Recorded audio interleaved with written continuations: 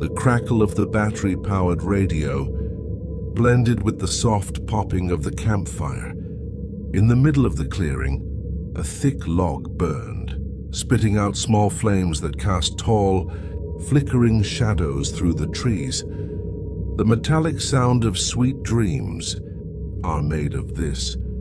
Biorhythmics filled the air, mixed with the sweet smell of marshmallows roasting on the tips of makeshift sticks. "This is the dumbest hangout I've ever agreed to," Jade said, crossing her arms and blowing cigarette smoke without looking at anyone. "And yet here you are," Rick replied, reaching out for another beer from the open cooler. He winked at Lena, who smiled and rested her head on his shoulder as the firelight reflected in her eyes.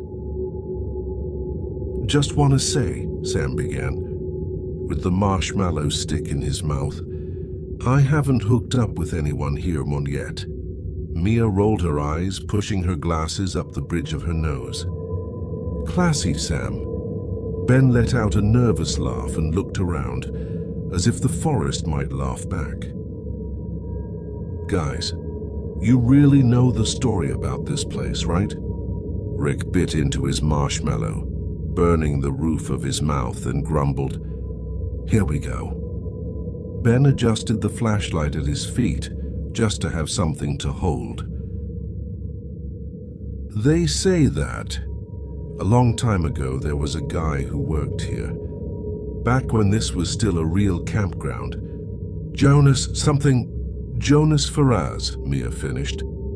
Without lifting her eyes from the map, she was sketching in her notebook under the dim light. Silence spread, broken only by the radio tape starting to sputter before coming back with another song, Africa by Toto. "Yeah, that's him," Ben continued, his voice lower. "They say he took care of the boats, cleaned the bathrooms, until, well, they accused him of killing a girl." "That's awful," Lena murmured, shrinking deeper into her denim jacket. "But it wasn't him, right?" Sam asked, now a bit more sober. Mia closed the notebook, looking around, her expression neutral. "No one knows. Just that he disappeared, or they made him disappear." The fire crackled loudly, like a sudden burst of laughter. "And?" Jade teased, raising an eyebrow. Ben took a deep breath. "And they say that every Friday the 13th, he comes back to kill anyone who dares set foot here." Sam raised his arms as if summoning a spirit. "Oh, I'm shaking." The others laughed, even though Lena clutched Rick's arm tighter, and Ben glanced again into the darkness. Rick stood up, stretching his muscles. "Total bullshit. The only thing that's gonna kill us here is warm beer and burnt marshmallows." He stuck a branch into the fire, lifting a black, steaming piece of marshmallow. "Miss this, Sam," he teased, tossing the smoldering treat in his direction, and Sam dodged it with an exaggerated yell. Everyone burst out laughing. The radio switched tracks on its own, letting out a metallic hiss before the raspy voice of "White Wedding" by Billy Idol filled the clearing. The shadows stretched even longer. The wind shifted, blowing the smoke straight toward them. Sam stood up, waving his hands in front of his face. I'm gonna go take a piss." He grabbed the flashlight and walked toward the trail, the beam of light cutting through the tree trunks. "Be careful, Jonas is watching," Jade shouted, raising her beer in a mocking toast. "Fuck Jonas," Sam replied, disappearing into the night, while the music and the crackle of the battery-powered radio carried on, relentless. The campfire crackled again. Ben looked at the same spot where Sam had vanished, bit his lip and said nothing. Mia drew another straight line on the map without lifting her eyes. The flames twisted, lighting up the tall trees that deep in the background seemed to have shifted a little. But no one noticed. The radio hissed, swallowed by its own interference, until it died with a dry click. The fire, once alive, was now just embers and smoke, releasing a weak warmth that barely held off the cold creeping through the trees. Sam wasn't coming back. "He's taking a while, huh?" Jade said without much conviction, staring at the almost warm beer in her hand. Mia looked up from the map, which now seemed useless. She checked her wristwatch. 20 minutes. Ben rubbed his hands together, staring fixedly at the point where Sam had disappeared, as if waiting could somehow bring him back. "I think I'm gonna go check," Ben said, standing up slowly. Rick grabbed him by the arm. "Don't be an idiot." The guy just went to piss, but no one laughed. Lena curled deeper into her jacket, rubbing her arms as if the cold had suddenly doubled. The wind made the treetops whisper like a warning. "Sam!" Mia shouted, her voice cutting an uncertain path through the forest. No answer. Just the sharp snap of a branch either too far away or too close. Ben grabbed the flashlight. "Seriously, I'm going." Mia stood up too, pulling up her hood. "I'm coming with you." Rick scoffed, staying beside Lena and Jade, who just watched as the two vanished among the trees. The trail was damp, covered with dead leaves that sank beneath their feet. The flashlight's beam traced uncertain shapes, tree trunks looking like endless columns, branches like arched hands. "Sam?" Ben called out once more. Nothing, just the muffled sound of water. The lake nearby. Mia quickened her pace, her heart pounding, not from exhaustion but from the silence. The forest was too quiet. And then to the right, between two thick trees, something gleamed. "There?" Mia pointed, the flashlight trembling in her hand. Ben swallowed hard, moving closer. A sneaker. Upside down, soaked, half-sunken in a murky puddle of mud. "Sam?" Ben whispered as if his friend might be hiding behind some tree trunk, laughing at his own prank. Mia crouched, nudged the sneaker with the tip of a stick, and then she saw it. The other foot bare up ahead, pale and motionless, half buried under leaves. They followed the misshapen line until the flashlight beam revealed the body. Sam was lying on his side, one arm outstretched, his eyes locked on something far above or far away. His chest torn open, as if something had ripped through it, not cut. Ben screamed, the sound shattering the brutal silence of the woods. Mia staggered back, tripping over a root and falling onto her back. "No, no, no!" Ben pulled her up, forcing her to her feet, and they both ran without even thinking, heading back the way they'd come. The trees seemed closer now, choking the trail. The campfire appeared suddenly like a weak beacon. Jade, Rick, and Lena stood up as they saw the two of them sprinting toward them, terror written all over their faces. "What happened?" Rick shouted, confused. Mia was gasping for breath, unable to speak. Ben turned, pointing toward the trail, his hands shaking. "Sam, he..." Before he could finish, the forest behind them answered. A dull crack, like the weight of a foot crushing leaves. Then another, louder. Everyone went silent, their eyes fixed on the dense darkness where the trail disappeared. Nothing appeared, but no one could move anymore. Only the wind spinning the warm smoke of the campfire, which now seemed ready to die out for good. The sound of branches snapping was the last thing she heard from him. Rick let go of her hand so forcefully she almost fell backward. "No," Lena screamed, reaching out, but he was already running, disappearing into the darkness of the woods, the branches closing behind him. She screamed again, but only silence answered. For a second, she stood there, frozen, unable to understand.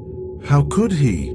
Her legs trembled, her chest burned, and the scream caught in her throat turned into a sob. Ben rushed over, grabbing her by the arm. "Lena, we don't have time for this now." Mia, behind them, was looking around, eyes wide, trying to figure out where the next sound would come from. Jade whispered, almost voiceless, "Move!" But Lena didn't. He left me." Ben gripped her tightly. "Go!" She stumbled, but let herself be pulled along, the tears stinging her eyes. They ran gasping, their feet sinking in the mud, the branches scraping their arms. And then, silence. They stopped among the trees, hidden behind a massive trunk, breathing like they were swallowing their own fear. Only the sound of leaves stirred by the wind and the hiss of some stubborn cricket, oblivious to the tragedy. Ben leaned on his knee, trying to catch his breath. Then he looked up and said, almost to himself, I know this guy." The others looked at him. Mia frowned. "What?" He swallowed hard, staring at the ground covered in leaves. "The story. It's the story of the man who was condemned." Jade shrank further into herself, hugging her own body. "What do you mean?" He took a deep breath, the words coming out in broken pieces. "They accused him, said he killed a girl from this town. They convicted him, and then they found out it was someone else." Silence seemed to swallow everything for a moment. Only the sound of a leaf falling. Lena, still out of breath, stammered, And what happened to him?" Ben looked around as if the past were right there in the trees. They said they killed him, that the whole town gathered and hunted him down in the forest." He paused. And then, even quieter, "My uncles, they were part of it. The conviction and the hunt." His gaze got lost in the dark. "But they never found the body." The wind blew cold, making the leaves shiver in a whisper. And then, a snap. In the distance. The sound familiar, something dragging, heavy, across the wet leaves. Snap. Everyone froze. The sound coming from the right, or the left. Impossible to tell. And then he appeared, emerging from the shadows between the trees, so slowly it felt like time stopped with each step. The same old torn coveralls, skin scarred by years of pain and hatred. In his hand, the axe, dragging along the ground, leaving a trail of cut leaves and broken branches. Mia whispered, breathless, "Oh my God." Ben pulled them all back, but the space was tight, surrounded by dense forest. Jade tripped over a root and fell on her back, her scream caught in her throat. The man didn't even speed up. He took 2 more steps, raised the axe with a macabre slowness, as if there was no need to run, as if he knew she had nowhere to go. Jade screamed, "Help me!" Mia ran to pull her up, but Ben grabbed her arm tightly. The axe came down, a dull sound like wood splitting, and the scream stopped abruptly. Her body stayed there, sprawled between roots and moss. Lena let out a sob and Mia covered her mouth, desperate. The man raised the axe again, dripping with blood, and took another step. "Run!" Ben shouted, pulling them both. They stumbled through the forest, branches slashing their faces, their breath ragged and uneven. But the sound, it was still there. The dragging of the axe, relentless, slow, but always coming. Suddenly, Ben stopped, turned eyes wide, and yelled, "Enough!" He grabbed a thick branch from the ground, lifting it like a spear. Mia screamed. He charged, shouting with all the strength he had left, "Come on, you bastard!" The man didn't even pause. He took a step. Another. Ben swung the branch, aiming at the man's chest. The branch snapped in half on impact with his arm, as if it were paper. The man raised his good arm and... A punch, dry and brutal. Ben flew backwards, hitting the ground with a dull thud. The air knocked out of his lungs. He tried to get up, but the man was already over him. He raised the axe. Mia and Lena stood frozen, eyes wide in horror. The axe came down. Again, silence. Only the sound of the axe being pulled back, and the dragging starting again. Mia whispered, her voice broken. "It's no use." Lena shook her head, trembling. We can't." Mia pulled her. Just run." And then they ran again. This time without looking back, without even thinking about fighting, because now they knew it was useless. Fighting him was just a faster way to die. The two of them ran, breath tearing through their chests, feet stumbling over roots. Lena held Mia's arm, pulling, leading, but they both knew they couldn't run forever. Suddenly, Mia stopped, eyes wide. "The keys!" Lena turned, confused. "What?" "The car keys. They're in my bag," she shouted, breathless. They stood there staring at each other, pupils dilated with fear. Lena stammered, They're back at the camp." Mia nodded, barely able to breathe. "And if we go, he'll get us." Lena bit her lip hard, her face wet with sweat and tears. "If we don't, he'll get us anyway." A second, just 1 second, and then they started running back. Branches smacked their faces, cut their skin, but they didn't feel it anymore, only panic, burning like fire inside their chests. They reached near the clearing. The camp was still there. The tents, the extinguished fire, and Mia's bag lying next to a log. Lena pointed. "There!" They started running, but a branch snapped to the right. Both turned at the same time. And he was there, emerging from the trees, faster now, more determined, as if he knew the hunt was almost over.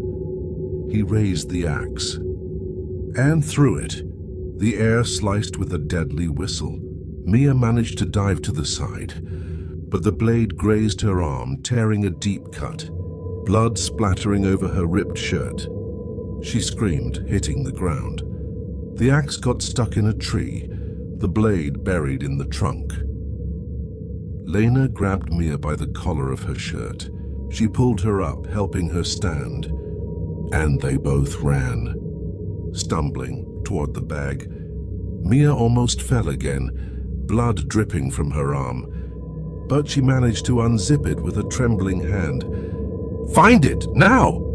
Lena screamed, looking back. The man was walking, calm, unhurried as always. He just yanked the axe out of the tree with a sharp motion, the wood creaking, and kept walking. Mia screamed, "I got it!" The key gleamed in her bloodied hand. They both bolted toward the car across the camp, tripped over marshmallow remnants, empty cans, open backpacks. They reached the car. Lena grabbed the handle, yanked it, but someone was already inside. Rick! He was there, hunched over in the driver's seat, forehead sweaty, fumbling to fit some key, trembling. His eyes widened when he saw them. Lena froze. You came to escape, alone. Her voice broke, more from rage than pain. Rick stammered, I thought you were dead. Lena stepped closer. You left me. Mia, behind her, pressed her bleeding arm, too weak to speak. Rick opened the door, stepped out, hand extended. Give me the key. Come on, we can all go. But then, the sound. Behind him, Lena's eyes went wide. He turned. The man was there. Silent, unrelenting. The axe raised slowly, as it always did. Rick spun back to them, desperate. Give me the key. Let's go. Mia clutched the key tight, trembling, tears mixing with the blood. Lena looked at him, at the man, at the car, and understood. Either they ran, or no one left. Rick took another step. Let's go. Lena stared into his eyes, full of fear, then at Mia, who just shook her head, eyes brimming with tears. And then the man struck. Rick's body hit the ground hard, a hollow sound, blood slowly spreading through the damp earth. Lena and Mia froze for a second, only hearing his breath, and the man's footsteps already coming again. Lena grabbed Mia's arm. Come on! They shoved him aside, clambered into the car. Mia jammed the key into the ignition with trembling hands, turned it. The car roared to life, the engine screaming through the forest. Lena shouted, Go! The man slammed against the door, but Mia was already flooring it. The car shot forward, kicking up dust, skidding along the narrow trail. Trees blurred past, branches slapping the windshield. Mia cried, grunted in pain, one hand pressed to the wound on her arm. Lena looked. Are you okay? Mia just shook her head, then looked down at her arm and froze. The blood was already darkening. It wasn't normal. It wasn't just a cut, the skin around it, black, hard, cold, as if it was dying. And even with the engine roaring, even with the bumpy road, she heard it, his breathing. Inside her head, she looked in the rearview mirror. Nothing. But the sound was there. Lena saw her look. What is it? Mia didn't answer. She just pressed her arm harder, gritting her teeth. The car sped down the winding road, but Mia could barely see anymore. Her vision blurry, like she was sinking into dark water. The wound spread through her skin, pulsing. Lena looked out the window. There's a fork up ahead. But Mia couldn't focus. The car skidded, and then suddenly, a sharp impact. The car lurched forward, trees swallowing everything, metal twisted, glass shattered. The world went silent. For a few seconds, only the sound of leaves rustling in the wind. Lena was slumped over the wheel, blood trickling from her temple. She wasn't breathing anymore. Mia stayed there, her head slumped to the side, her arm dead black as coal, and her vision focused for 1 second on the rearview mirror, and there he was, emerging from the forest, silent, walking without hurry, the same calm as always, like he had all the time in the world. And in fact, he did. The car was there, lifeless, metal wedged into the tree. Mia was already unconscious. Fate had done him the favor of delivering the ending on a silver platter. A brutal irony. No matter how much they ran, how much they fought, the ending was always inevitable. And he knew that. As he approached, steady and silent,